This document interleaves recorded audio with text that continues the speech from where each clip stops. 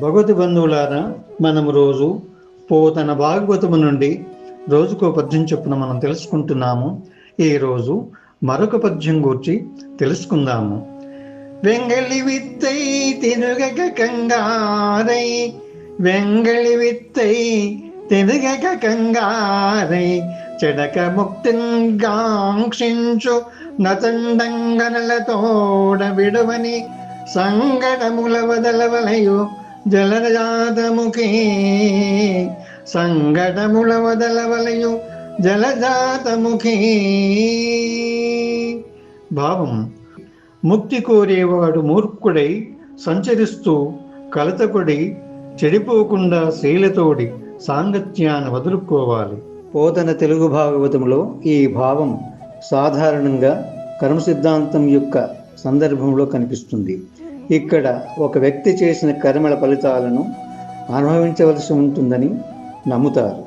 చెడు పనులు చేస్తే చెడు ఫలితాలు, మంచి పనులు చేస్తే మంచి ఫలితాలు వస్తాయని భాగవతం బోధిస్తుంది.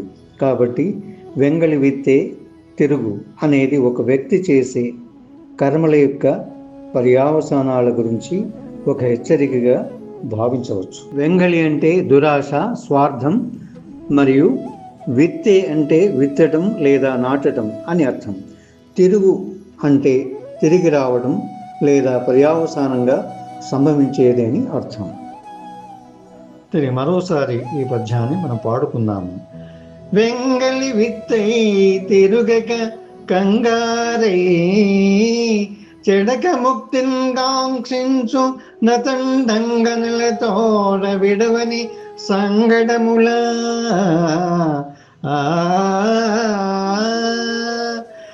కంగారై, చెడక ముక్తింగాంక్షించు నతండంగనలతోడ విడువని సంగడముల వదలవలయు జలజాతముఖే,